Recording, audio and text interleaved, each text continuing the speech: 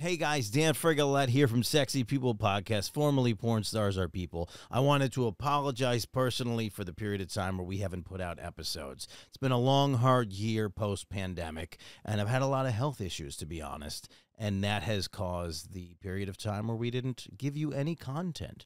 Thank you for staying with us. I promise we will not allow this behavior to continue. New episodes start now. Sexy People Podcast. I'm Dan Frigolette. I'm here with Reese Rideout. Thank you for joining me. Absolutely. Thanks for having me. Really appreciate it. You look it. fantastic. Your setup is great. I like this 1 ear in, 1 ear out. It feels like you're flying a plane. You got a whole thing. You look like you really do. You look like a captain of something right now with that shirt and that whole and all the confidence. I like it. Yeah, the wife picked it out. I was like, I need something. Can you please iron it? Yeah, hell yeah. That's what I need in my life. So I'm in a weird position in my life where in my head I need like 50-50 like financial partnership. But then I started dating somebody recently who just wants to like cook, clean, and like please me sexually, and I'm like, that's also fun. Like I kind of like it's wrong and it doesn't feel equal, but at the same time I'm like, this is why my grandfather was always happy. Yeah, that's nice. The primal things that you need, but a CPA would be good too. CPA terrible. That also does sex. Right, a CPA that does sex. I feel like that's someone's OnlyFans bio. So how are you? Where are you on Earth? Up by Portland, Oregon. I'm actually Salem, like an hour south. I have a weird question about Salem. Someone told me this once when I performed there. I was told that if you go to prison in Oregon, you have to live in Salem for either a period of time or forever. Is that a real thing? Have you heard this? No. So I just imagine that when people tell me things like that late at night at a bar, that they're just making up stuff. Yeah, I mean there is a prison over there off of Corden Road, but yeah, first time kind of hearing that. Yeah, did you grow up in Oregon? Actually, that's why I'm in Salem. Because you grew up in Salem all the time? Oh, because of the prison thing? My whole life I've been here. I have to be here. I'm sorry, I killed 3 people. All right, well that's cool. So Salem, Oregon. What's the vibe there? You think from like a sex positivity perspective? Does it feel like a place that's on the because everybody thinks Portland is one of the like sex positive places right now, especially on the West Coast. Yeah, definitely Portland. I think Salem still has that very like small town feel to it. Yeah. I don't go out much here, but in Portland, I dance at clubs, and I've seen some of the sex clubs up there, and yeah, that's very positive. Yeah. So there's like a healthy strip club scene, but I only really know from the like men trying to go see women. Is it the same for dudes stripping in Portland? The same, like it's like one of the strip club capitals of the world? I strip at Darcel's. It's like this drag bar. You know that one? No, not for him, but yeah, it's been like open like 52 years. She's the oldest working drag queen in the world. Is that Guinness right? Book of World Record. Yeah. Is that right? I got to go tonight. So it's like bachelorette parties where I dance. So it's a lot of fun doing. What do they call that? Do they they have all the words? Is it called it's not called why is it called male review when it's dudes? Why is it more respectful for if you're dancing for women and stripping? Why is that a thing? Oh yeah. Well, it's I like think dude, maybe it's like gentleman's club and then like male review. Just different language we use. Yeah, they try and make it sound classy. Yeah, and it's classier when it's women. Although everyone I know in comedy has a joke about how when women go to the strip club, it's all just like dicks on the face, and then men go to female strips and we're like, we can't touch anybody. There's no touching. Yeah, I know. Yeah. But you're picking people up and like mime 69ing them. Like I don't know what's the what's like the classic move. Yeah, that's a good one.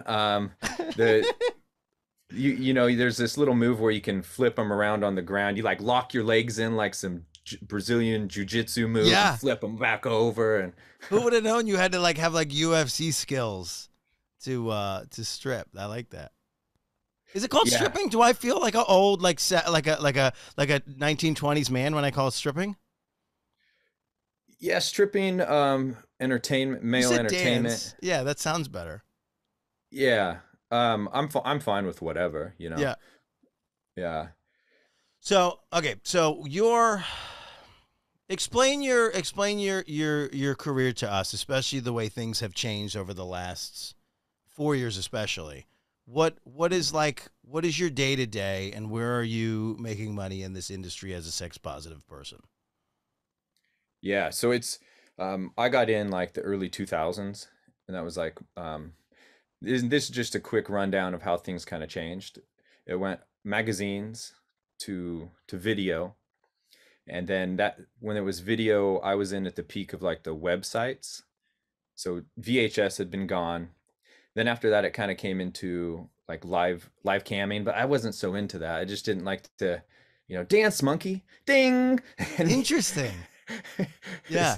it's just because I went from working once a month with randyblue.com to waking up every morning and seeing a camera sit at the end of my bed. And Yeah. just different. And now it's with the OnlyFans where everybody has the creators have their own control of their content, and it's up to them to make as much as they want, which is cool. But Yeah.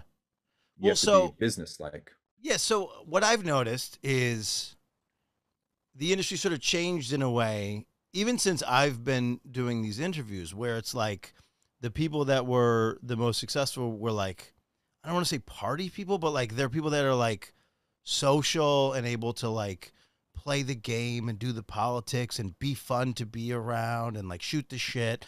And then it sort of like slowly started moving to like people that like can figure out the algorithm and can just work hard from home, do like a 9 to 5 organized thing or whatever the hours are, and then just be about their business and be about their money and not have to play the weird game where you have to hang out and drink and do all that sort of thing. And so that real time thing is happening, I think, right now in our industry.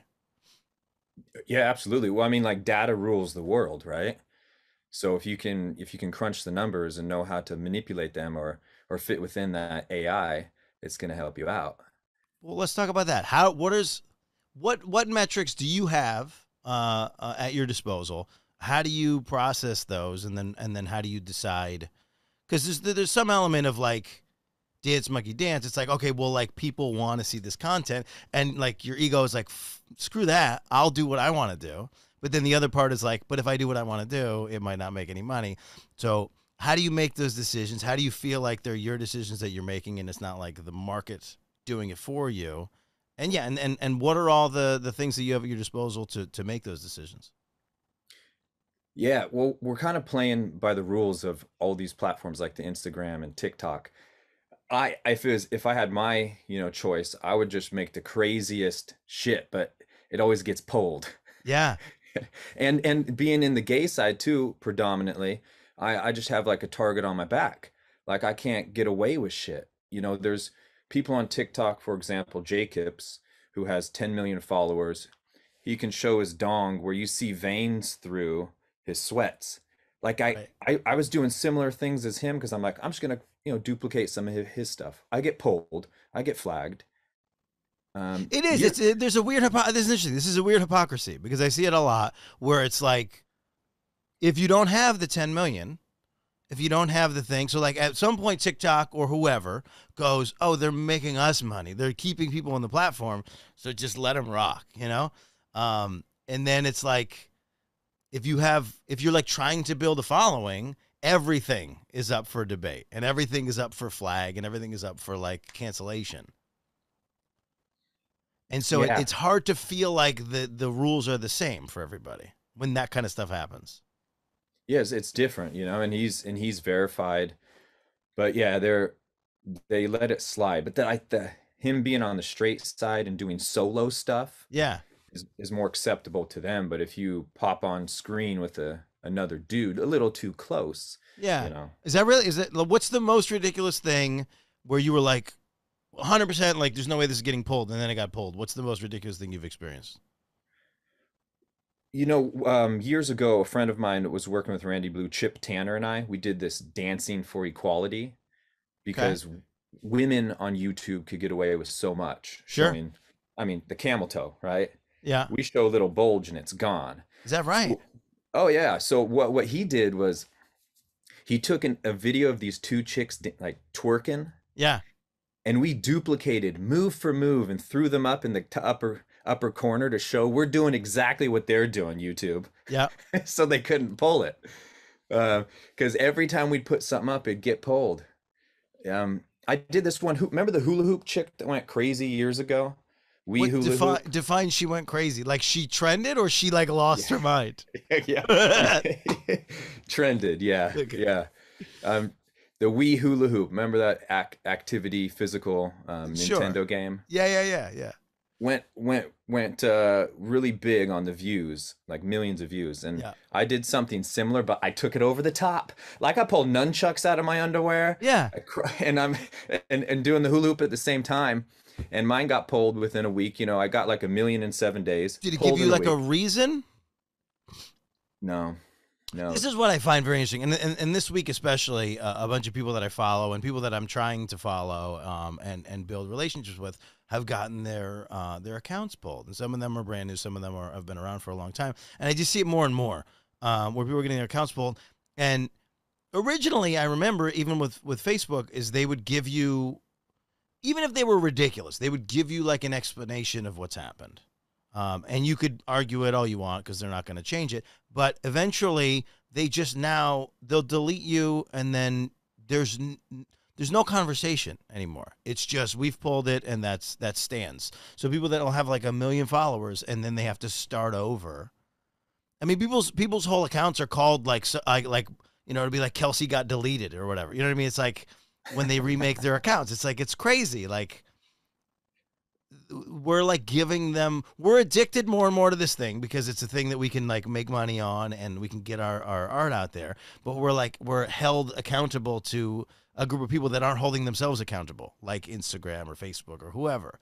And so more and more we're just like, YouTube, it'll pull it off, and you're like, why? And it's like, well, you got flagged, and if you get flagged again, we'll take your whole account away.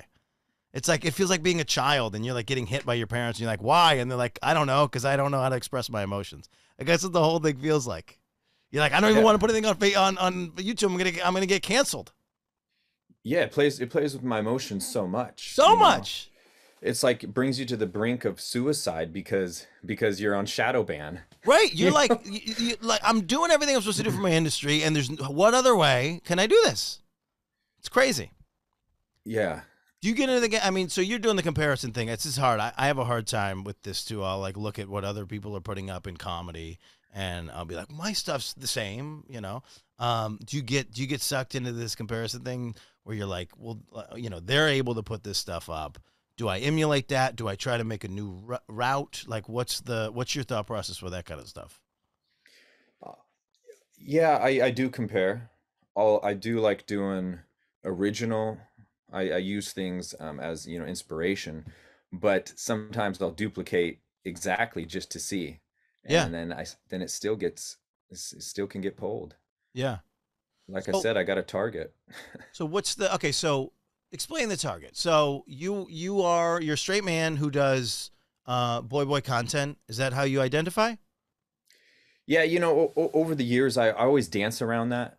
Yeah. Around it, like, are you straight? No. Are you gay? No. Yeah. What are you? Just sexual. But see, Right. I can, if I come out and just say one thing, I'll actually lose money. Sure. Sure.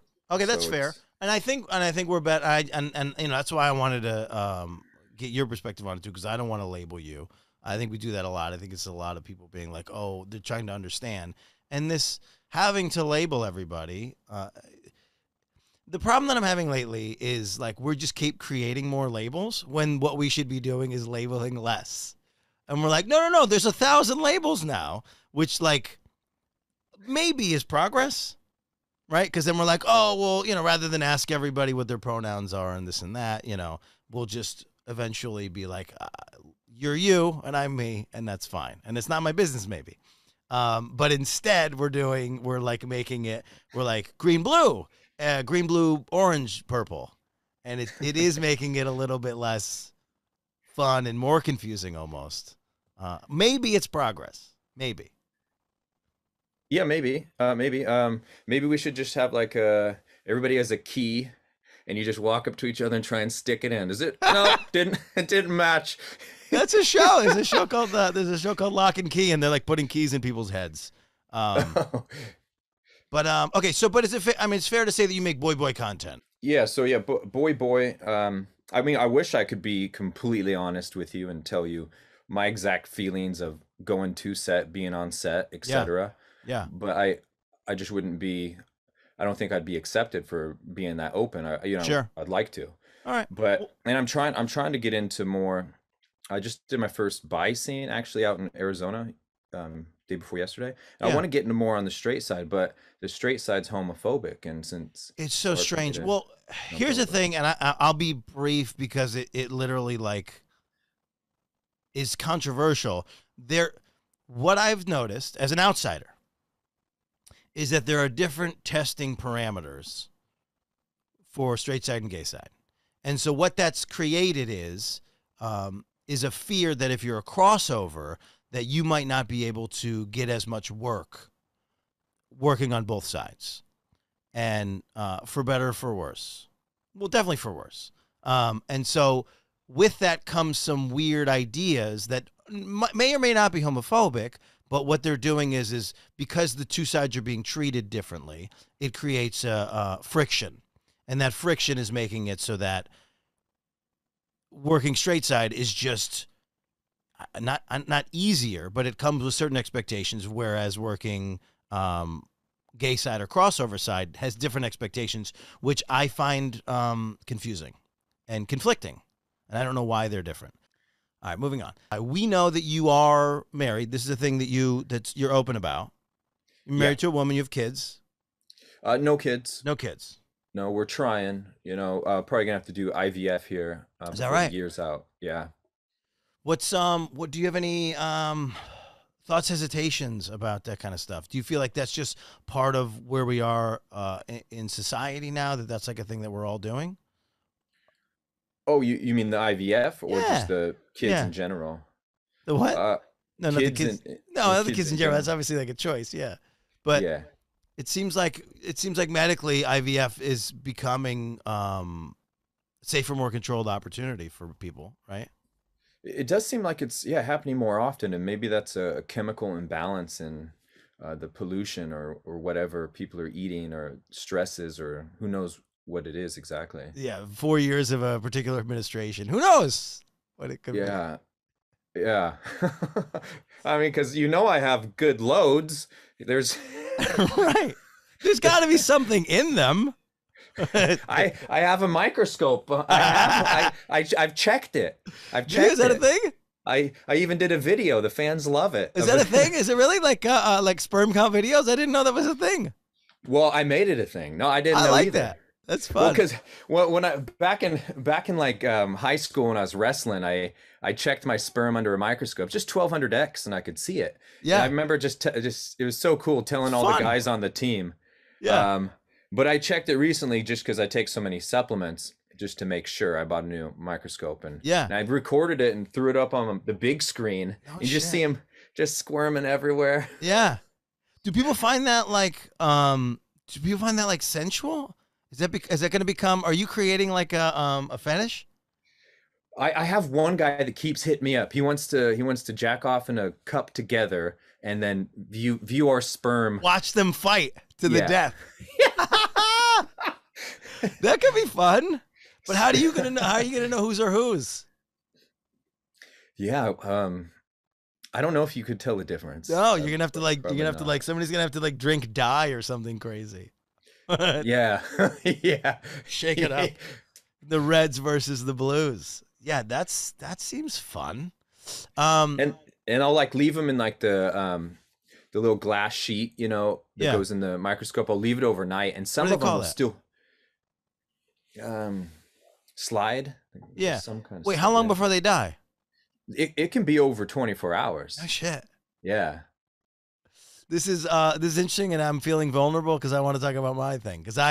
I'm like grossed out by my own stuff, and I've said this before on somewhere on stage somewhere. So I don't want my own stuff really touching me that much. I don't just like spray it on myself. And so one of my catch systems is to just like shoot into something, and then I have it, and then so sometimes it doesn't get disposed of, and it's interesting because I wonder how long they're in there fighting and not, because eventually they're eating through the bottom of the cup is what happens. But at some point I wonder if there's a survivor thing in there. And like maybe that's like the future fertility. You leave them out for 24 hours, and whoever's left, that was the strongest one, just throw him into the mix. Yeah, definitely.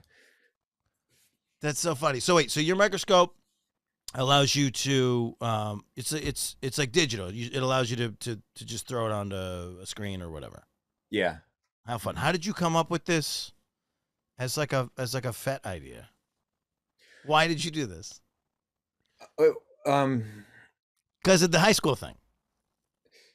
Well, that gave me the knowledge to know I could look at it. Yeah. And that microscope's long gone, but I was literally just getting it to see how my sperm was doing because of so many supplements. I wanted to make sure they were still active because the fertility thing. Yeah. And did you think you were just gonna Did you think you were gonna throw a load and it was just gonna be dead sperm? Like was that a thought process? I have. Yeah. Really? I have came, so I have to like where everything's dead. The sperm are just like, fuck, where are they at? I can't find them. No shit. So I have to pop off of supplements and do some more healthy things, that help the Leydig cells, Sertoli cells inside the testicles to produce more with luteinizing hormones, things like that. And they're good now. Yeah. They're good now. No shit. But yeah, it just went up on the screen, and then I was like, oh, these sperm look so beautiful. They're just everywhere. Yeah. Millions of them. Yeah. Let me show them off. Yeah. Yeah. Wait, so who is the can we go this far? Who is the majority of your fan base? Men. Yeah. Yeah. Definitely it's like 90+% men. I mean, over the years Randy Blue would say that they had a lot of lesbians that liked gay porn. Yeah. And I never knew straight women bought porn until I can like see some people's OnlyFans pages I've become like members of, just to kind of go in and see what they're doing on selling techniques. And like Jacob's, the guy I mentioned before, just has so many women, like 90% women. No kidding. So it's crazy. You there's another market, which just, but I got to figure out how to split them. It's like, come to my website. What do you like? Yeah. do you like dick and dick, or dick and Yeah. Dick. Or all solo. Right. Yeah. Yeah, exactly. Yeah. Yeah. I don't know. I find, and then this is based on no algorithmic information, just from being out here in these streets. I find that women either, and then from this podcast, I find that women either don't identify with porn, the word porn, the content that's generally being created, or maybe they just won't admit it. But dudes, we've like decided that we're not shy about it. And so straight dudes, gay dudes, like we're holding up porn. We're spending all the money. We're the best at buying porn. Dudes are. And I'm glad that dudes are buying porn again, because there was that weird little period of time where everybody thought porn was free, and we're having like these arguments. So I always like to throw the please pay for your porn into the thing. If you have a favorite performer, keep them in the business. Pay for their porn. Where were you in the seat of all of the OnlyFans cancellation crisis? I'm gonna label it that. I don't know if anybody else has. Yes. Like what, last August, September? They tried to minimize the type of content that was allowed on their site. What happened to you? Where were you at emotionally with that whole thing? That was very scary, because OnlyFans at the moment for me is the majority of my income. Yeah. So it was a scramble of where am I going to put it? Just for Fans isn't as active. I was working with a management company, and they said they had some websites that they could transfer everything over to. But luckily, that didn't happen, although there is still word that OnlyFans is supposed to do an IPO, a public offer with their stock or some shit like that. And Yeah. at that point, they may split it off and make Yeah. a separate website. Well, the problem that we have is that federally, we're still like prehistoric about our views about sex and sex work. And so every time they re-up and try to make money or figure out how to monetize their platform other than using their users for like rips and commissions, right? Like whatever fees they're taking, when they try to figure out making other money, then they keep bumping into this puritanical, like sex work is bad thing. So OnlyFans as a leader in this place, and they're making millions off of everyone, they should be the one to take a stand. Like they really should be the one to stand up for this thing and get rules changed. Yeah. That's my perspective. You don't have to attach to that. Yeah, no, you can't take a cut from everybody, buy a private island, multiple homes, and then all of a sudden just push everybody under the rug. Yeah. Yeah. That's not fair. Just right. Just cause, and it's like, it's just so funny. And it happens with all this money stuff. Like they spent how many years trying to, diminish Bitcoin. And then eventually they were like, we have to like Chase Bank started like a fund predicting against Bitcoin. It's like, cause they figured out how to make money on it. So it's like this kind of thing. It's like what kind of people are going to buy OnlyFans stock and then like shit on sex work? It's like, it's this weird. So again, it's all these little we're taking the babyest steps towards progress. It's frustrating to see that these steps could be leaps and they're just like crawls. I've been having trouble with payments recently. I'm working on this Stripogram, this app called Stripogram, Okay. and I can accept payments, Yeah. and I got the idea off of Cameo. Just when COVID came around, I started stripping on Cameo, doing stripping Santa. What happens if you do that? Does Cameo pull it? No, I make sure I wear a little bulge cover so I don't show any dick print. But it's great. Every like November, December, I just a few thousand, I strip as Santa and tell people whether they're naughty or nice. It's fucking cool. Yeah. But that gave me an idea to do Stripogram because you couldn't in public strip as a stripper. But I'm having trouble being able to pay people. Like Stripe won't allow adult stuff because they're attaching it to sex work. Yeah. Yeah. Yeah, but I'm parlaying it. I'm pivoting it at the moment. I'm now Singogram, so you can get a singing telegram from any one of your, favorite artists, celebrities, etc. That's fun. That's great. Yeah, because Cameo is like very not targeted. It's just like it's someone saying, and then it's just like The Rock making a voicemail. It could be more targeted, like someone who sings is singing. Like that's fun, or they're stripping because that's like what they're good at. I love it. Yeah, you know who signed me up for Cameo? It was a few years ago. Andy Dick signed me up for Cameo. No shit. Yeah, yeah. That's so funny. Has it been? How long has it been around? I think pushing 4 or 5 years. Okay, yeah. I've been on a few. So then I gotta get in bed with you, and we gotta do a jokeogram. Oh, hey. And comedians say, add Brian's name and then make it a joke. I like that. Yeah. Let's do it. That's fun. So yeah, all of the holding money part of it is becoming. That is the major problem. It's so funny the way, because it's like we have more information than most people about this kind of stuff. So it's, I mean, even you just knowing that, like, algorithmically, if you show a dick print, then on certain apps, that's going to cause a red flag. That's so fun. This is like my favorite part about this industry is like people are gathering so much information that no one would need to have. You know what I mean? Like knowing like how much of a dick print you can put on Instagram and not get flagged is a hilarious thing to know. You know what I mean? Like, who would have ever thought that anybody would have to know that? Or like, how much of a joke, or like, I've seen in like TikTok, people will still talk about sex, but then they'll write the caption SECCS. Have you seen this? No. So it's SECCS instead of SEX. Yeah, like we're like inventing new ways just to like miss the bullet, just to matrix, you know. Because Yeah. like on a lot of the videos, comedy-wise, you can say a swear word as long as you don't write the swear word in the captions. If you write the swear word in the captions, flagged. But if you say the swear word, no problem. You don't even have to bleep it as long as you don't write SHIT in the captions. Write it in the captions, pulled.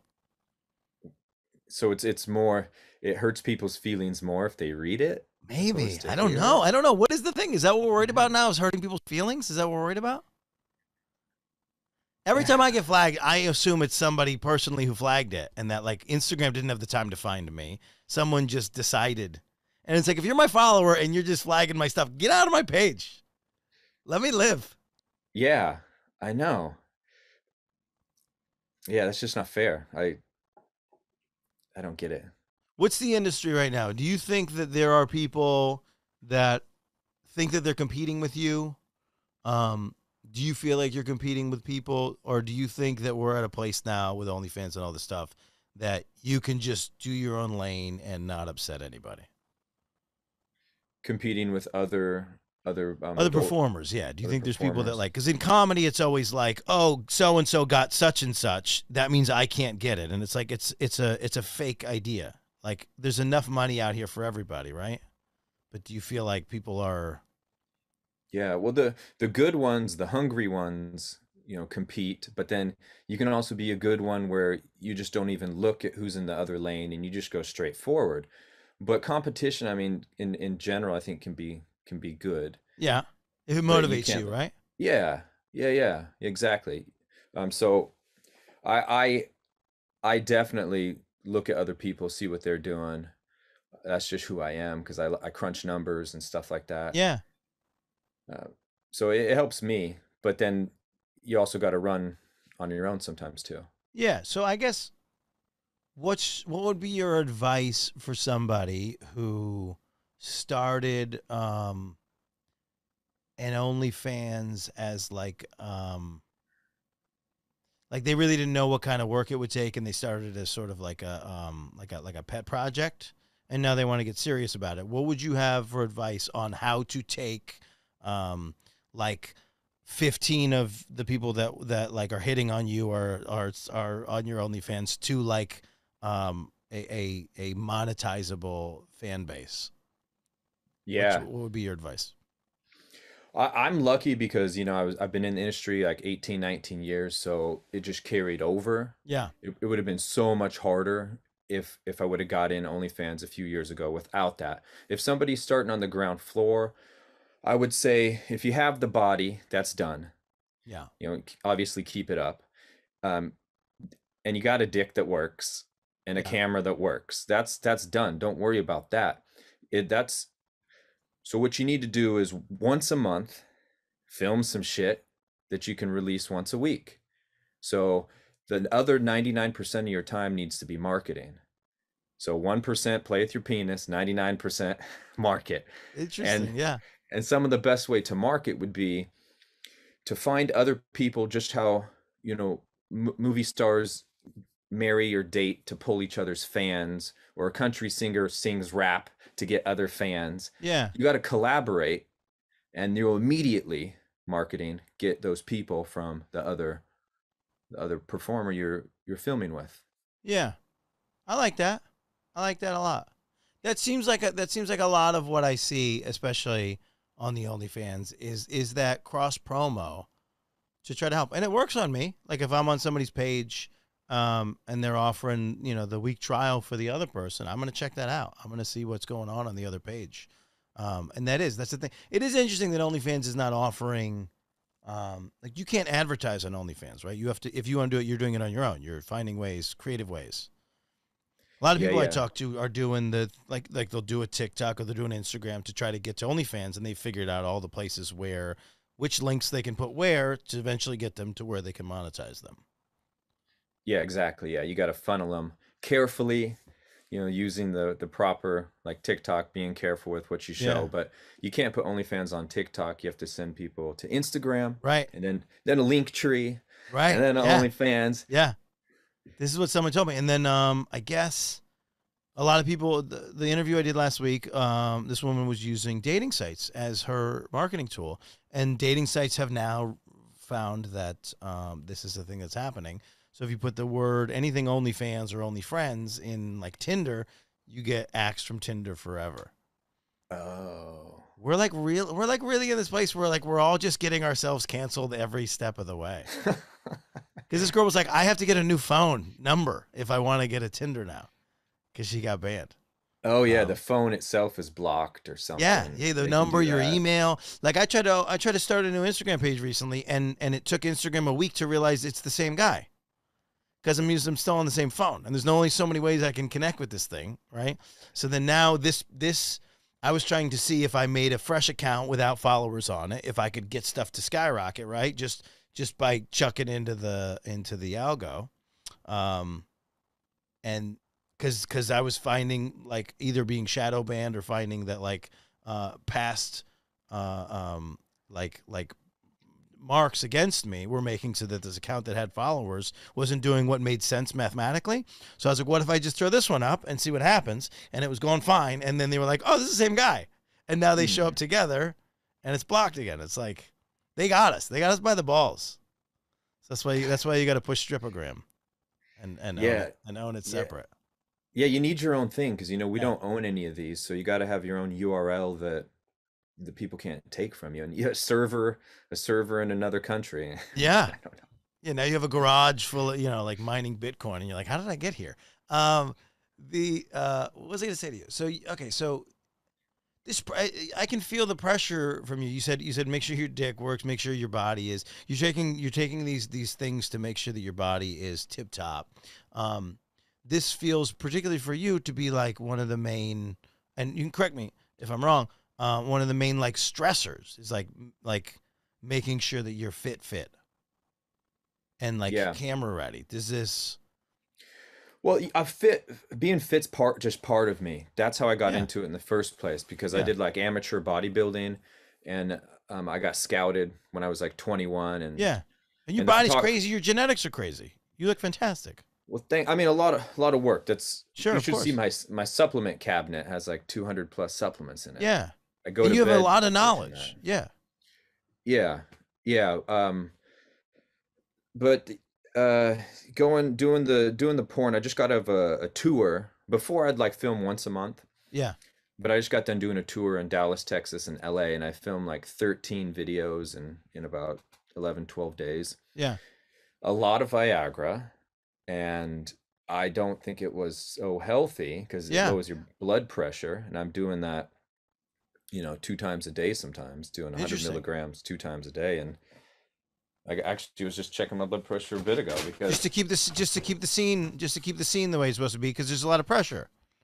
yeah, well, I'm really, I've been really good at it, but with that many, like if I kind of build up the libido, the sexual drive for the month, I can get through it. I can Yeah. hold on to a really good thought. I can stay hard, the 4 or 5 hours.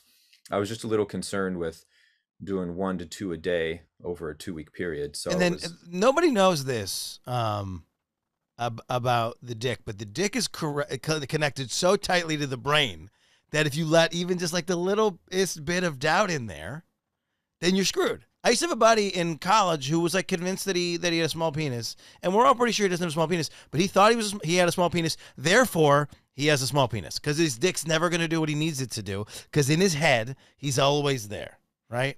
The dick is like the closest to the brain of any of the other parts of the body. It's incredible. If you let any doubt in there, your dick is like, I'm just gonna leave because you don't even believe in yourself. And I think women don't know that, and I think some men also don't know that. But it really is the head game on having a good dick and having good dick game is so important. You're like a professional athlete. Your head has to be in the game at all times. yeah, it does. I mean, you find like in between positions, you'll see me over in the corner. It's just my eyes closed, just going. So you like think of a good thought. What's that good thought? What's that thought that'll carry you through the 4 hours? Not specifically, but like. Yeah, it changes each time. It might be just like my mind just gets really close up on a body part, usually between the legs, you know, that gap. And Yeah. I'll just sit there and it's just engulf myself in it. Yeah. You know, and then I'll even kind of look at the person that I'm doing like blurry in a way Yeah. to imagine them how I want them to be, so I can stay in it. But if I touch a little too much hair, I might be like, whoop. Yeah. Okay, that's fair. That's I've had that same experience in like my relationships. It's just some hair and then it's over. A thought, anything. Yeah. That's so crazy. That's the side that like that's the side of this industry that I think is underrepresented because women don't have to have that added pressure of keeping this camera ready cock at all times. And it's a lot of pressure. And like that's what sometimes that's like well, that's what boots people out of the industry. Like how many dick what word do I want? How many dick mishaps would you have to have in your career to be out forever? Yeah, it gets talked about if people don't perform well. There's 'Cause so it's much dick time. shame in the world already. Like on set, people are all the producers I've been around have been very respectful and because they're gonna wait for money. Yeah, of course. Sure, they want it to go quicker because time is money, but they'll wait and be patient and they'll wait. And, you know, if an hour goes by and a guy can't come, then they'll figure out a way. Here, let's squirt this on the abs. It looks like cum. Sure. I mean, the reason why I'm in it is because I have that crazy concentration. I mean, there was one time I did a set, when it was condoms, right? Yeah. With Randy Blue, and we would swap out, Yeah. swap out condoms in between like positions and stuff Yeah. over a handful of hours. But one time I was hard for the full 4 hours, so I didn't even have to change the condom. Yeah. But we had porn like it'd be all the guys, the gay for pay guys, we'd walk over together and watch the porn on the big screen. Yeah. And they go, "You ready? Yeah, you ready? Okay, let's go back and stick each other's dicks in our asses." I'm glad that you said gay for pay because I'm always nervous about throwing that phrase in there because this is a phrase that I don't know where it came from, real sex or some of this other stuff. It became like a common phrase for men who identify as straight who are in the gay side of the industry, gay for pay. I don't know. Can we break it down a little bit further? Like who identifies as gay for pay? Why is that happening? And then what is the pitfalls or allure of that whole thing? Well, sure. Let me preface this or take it back a bit by saying that, you know, I didn't necessarily give myself that label. I think it was made up, and Yes. everybody is on a Kinsey scale. They have a Sure. certain level of Thank you for saying that. of they're not just gay, they're not just straight. Right. There is something, and you know, and so I'm in that crowd. I do have a level. Yeah. You know, but the gay for pay has got a bad rap. They kind of tend it to be people just trying to pull money from the gay crowd. But that's like the only reason I'm alive is because of the gay crowd and my fans. Yeah, of course. And they've given so much to me, and I respect them so much, and I will stand anywhere with them and support them fully. But it has had a bad rap, a bad stigmatism that's with it, and so I don't use it much now. You know, I'm just shooting shit with you. Yeah, of course. But yeah, I don't. And that's why I want to break it down a little bit because it does have this thing because there's two sides. You know, there's like just the male side. Being a man is always like there's an ego to us, so like we just want everyone to be attracted to us, whatever our thing is, and we want people that aren't supposed to be attracted to us to be attracted to us. So like the allure of the gay for pay thing for a while was kind of sexy because it was like, oh, like this isn't even a person who's attracted, but for me they will, you know, and there's something fun about that. Yeah, it was a kind of is a niche, a fetish in a way that people like that idea of trying to get the straight guy to do something with them. Yeah. It was, but I don't know what turned it. It's just a momentum of a group of people that threw it online and, you know, spread like wildfire. Now it's bad. Yeah. Well, Just like because cancel we are in culture. this weird space because again, it's the same thing. It's like progress is slow. So we're so close to like full acceptance, right? And so to get to full acceptance, it would have to be fantastic that two gay men are together and that and are loving and can show that openly, right? Because being gay for thousands of years was a thing that we had to hide and minimize and lie about, and it was dangerous, and it was, so we're right on the cusp of those two things. And it's like, so on the one hand, it's like this fun fetish of like, I can fuck somebody I'm not supposed to fuck, which we love that. Not fucking somebody you're not supposed to fuck is like 80% why people do what they do. Sex being bad is why people do things, right? But then we're so close to being like, what you want to do sexually is nothing to be ashamed of, and you should love it and you should openly show it. And so those two things are going to fight for a while. Fucking somebody you're not supposed to fuck and only fucking people that you're supposed to fuck are fighting. And we want both of them inside of ourselves. It's like it's a visceral thing, right? Yeah. Is that fair? Yeah, that's definitely fair. Okay, They'll be fighting for a while. Yeah, because the naughtiness of sex is a lot of the fun of it. Yeah, that's interesting because I just did a scene on Sunday for kink.com. Yeah. And the person's all tied up. Yeah. Like, and like that. And it was a guy that was tied up. And yeah, I had to go in there like balls to the wall, slapping whips and shit, Yeah. and screaming and near choking and slapping and things Yeah. like that. Which so it's like I don't want to say fake. Fake's not the right word. It's it was a fake non-consensual scene. I guess is the best way I can say it out loud. Can't figure out the words. Yeah. But they'll play as ahead of time. Oh, have you done this before? Us a little interview. Yeah.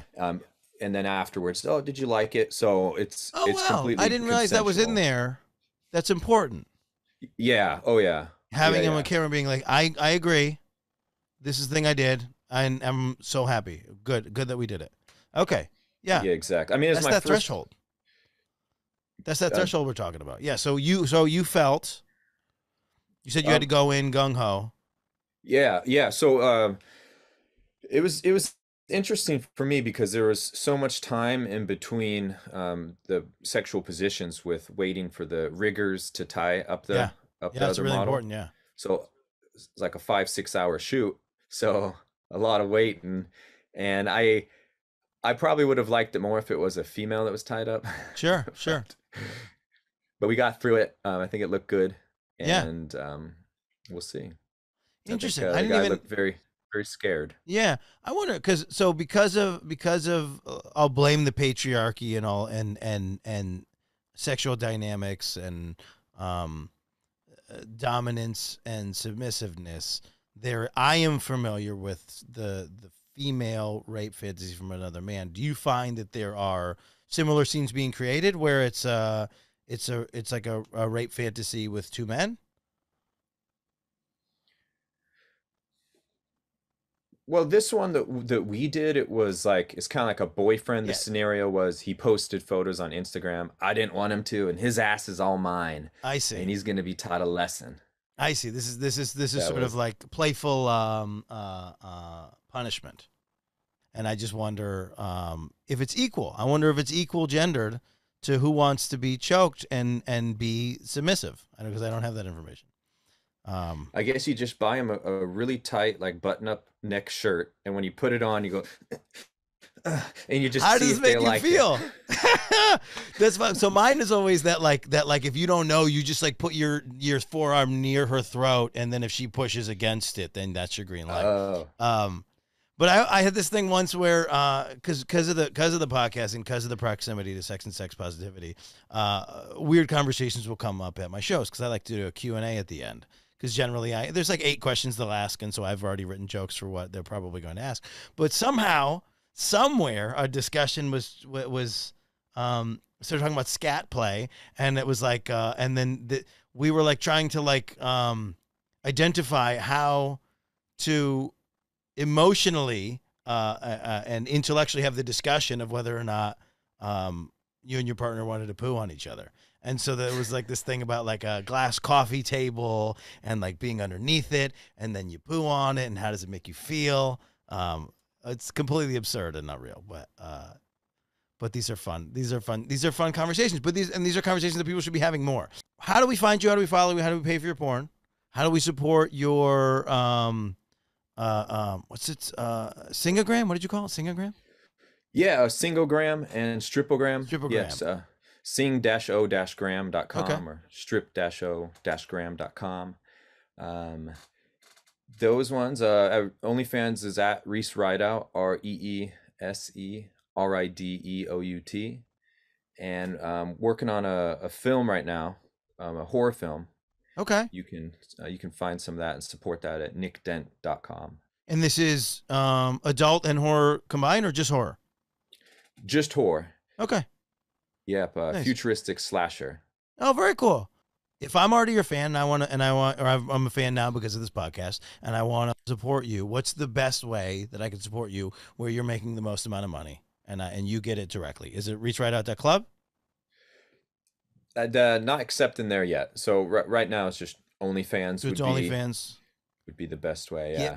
Let's get this guy paid. Yeah, and then if you're into the straight stuff, that OnlyFans is Reese Rideout Girls. Okay. So I got like 3 OnlyFans actually. What's the third one? That's my Nick Dent acting one. Okay. But that doesn't get too many people on that one. So what's on there?